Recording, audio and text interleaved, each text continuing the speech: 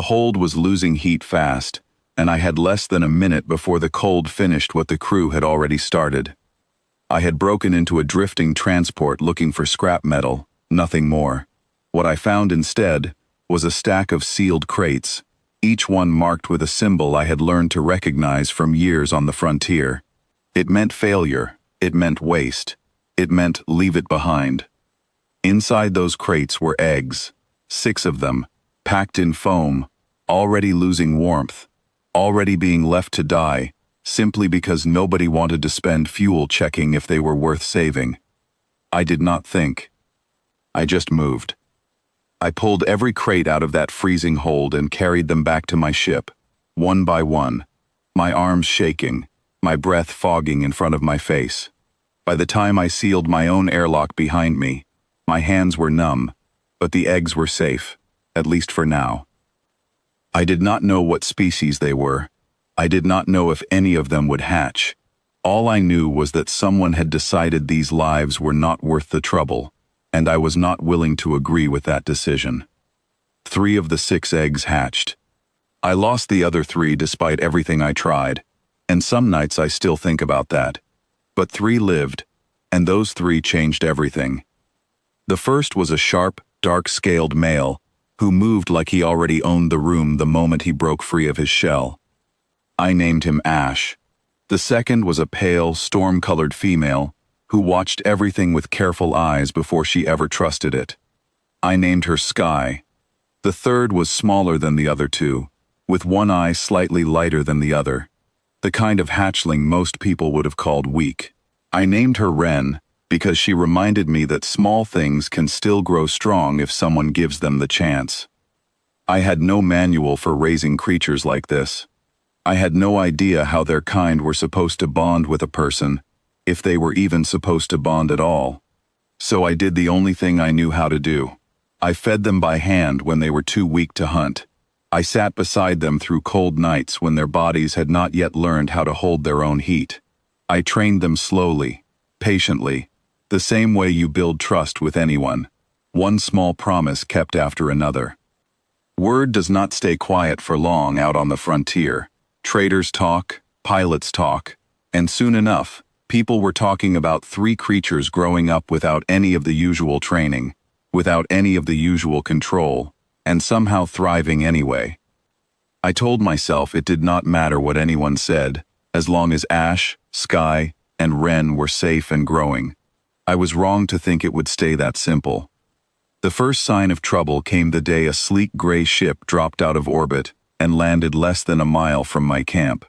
I watched 3 figures step out, dressed in clean uniforms that had clearly never touched real work. Their leader introduced himself as an inspector named Callum, and he wasted no time explaining why he had come. He told me the creatures I was raising belonged to a system that did not allow unclaimed growth. Every hatchling was supposed to be tested, sorted, and either trained under proper control or removed before they became a problem.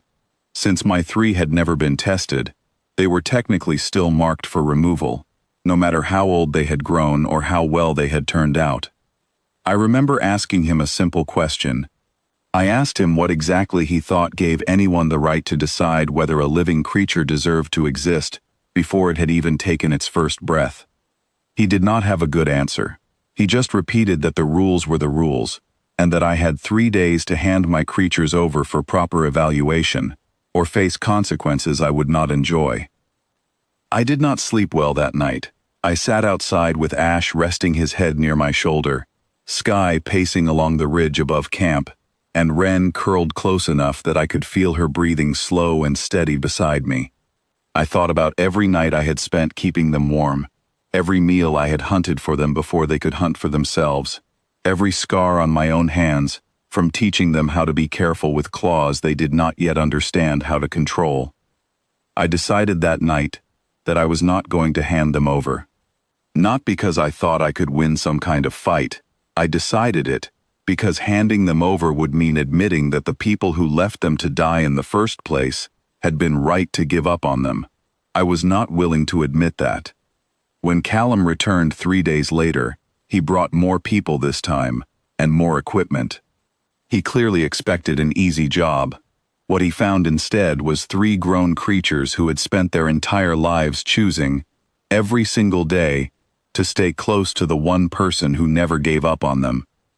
I stood in front of my camp with my arms open, not holding a weapon, just standing there, refusing to move. Callum told me to step aside.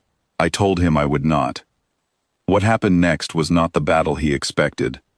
Ash spread his wings wide enough to block the sunlight over half the camp, and the sheer size of him made 2 of Callum's team step back without even meaning to.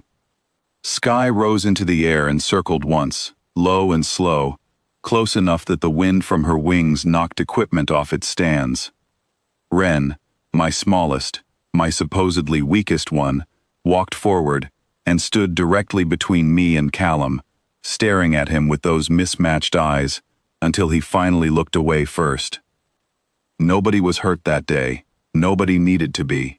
Callum's team packed up their equipment, climbed back into their ship, and left without another word, because it had become very clear to all of them that these 3 creatures were not confused animals waiting for someone to take control.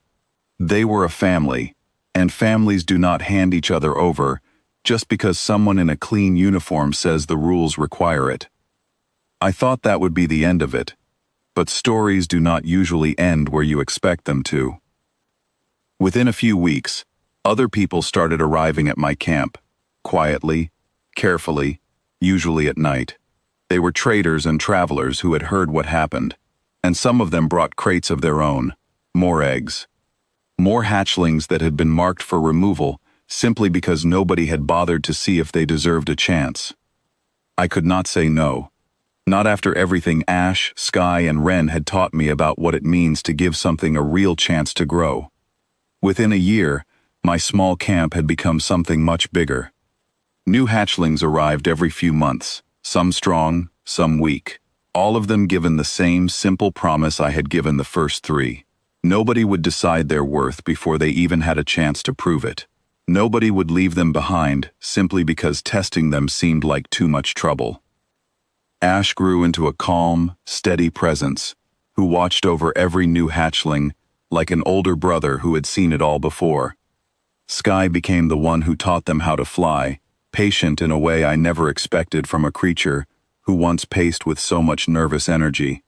Wren, my smallest, became the one who noticed when a new hatchling felt scared or out of place, because she remembered exactly what that felt like, and she made sure none of them ever felt that way for long. People started calling me strange names after that. Some called me the Keeper. Others called me the one who raised legends out of creatures nobody else wanted. I never liked either title much, because it made it sound like I had done something clever or special, some trick that only I understood. The truth is much simpler than that. I did not do anything clever. I just refused to walk away from a crate of dying eggs on a cold, drifting ship, and I kept refusing to walk away every single day after that, through every cold night, every hard lesson, every moment when giving up would have been easier. Ash, Sky, and Wren did not become legends because I trained them to be strong. They became legends because someone finally believed they were worth the effort before they had proven anything at all, and they spent the rest of their lives proving that belief right, one loyal day after another. Somewhere out there, other people are probably still writing rules about which lives are worth saving and which ones are not worth the trouble. I stopped listening to those rules a long time ago. I learned something out here on the frontier that no rulebook ever taught me. It does not take strength to walk away from something small and struggling. It only takes strength to stay. I stayed, and that made all the difference.